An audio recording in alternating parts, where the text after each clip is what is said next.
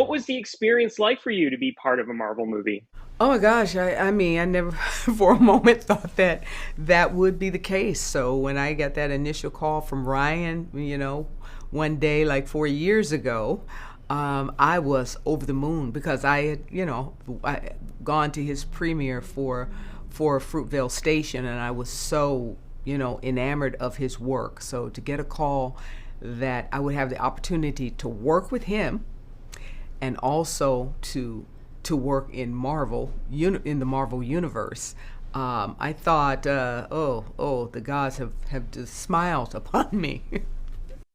Was being part of a Marvel movie something that you looked at and thought, yeah, I would like to do that, and I'd like to get involved in something like this? I thought about something like that maybe many, we can even say decades ago. There was, like a little talk of a comic book, scenario possibility, but I just didn't know the magnitude of it. So I didn't press it, and then it just exploded. So I thought maybe my time had passed on that one. But no, that wasn't the case. Did you know, the Black Panther, it became such a lightning rod for kids and parents. It's a generational thing. And did you know that making the first movie that it could be something beyond just going to the movies? No, absolutely not. I mean, of course, I thought, well, you know, this type of movie is big with those who I've seen at Comic Con or something like that. Those who are really into the comic book genre and world.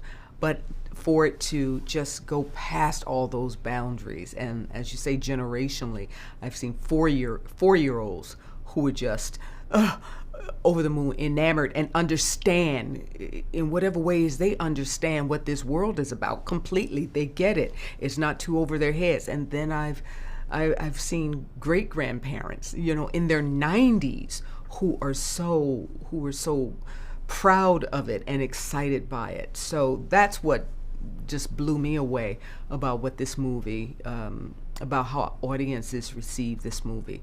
It was just astounding, and a first in my career and in my knowledge.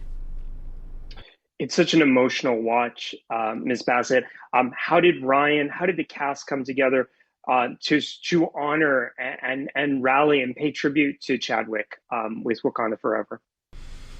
Oh, well, never forgotten. He's never, ever forgotten. Ryan is interesting. He wears his every day wore this beautiful pendant with Chadwick's face, on it. So we saw that every day in all our conversations with Ryan. It was as if Chadwick was right there in the middle of the conversation or in the conversation with us.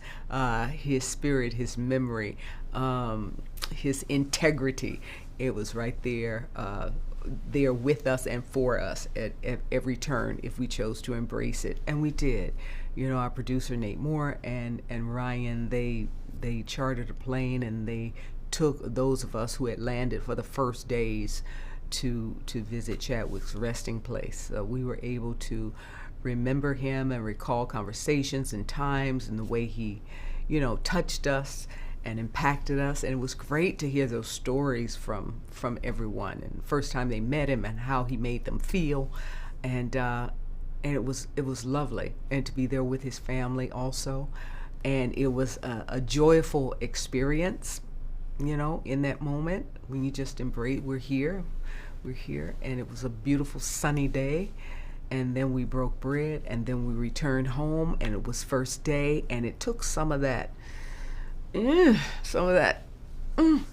stuff off of what it would have been of just first day of work, showing up at 4 in the morning, action, and we're doing this without him.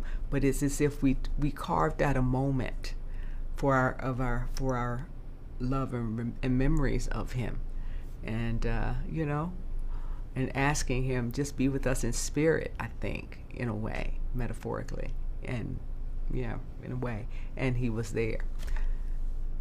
So when That's so I lovely. had to sit on the throne he sat, that he's not sitting in for this one, it gives you chills. But then you think, I have to do what Chadwick would do, and that's to work hard and graciously and love everyone around me. Lost the protector.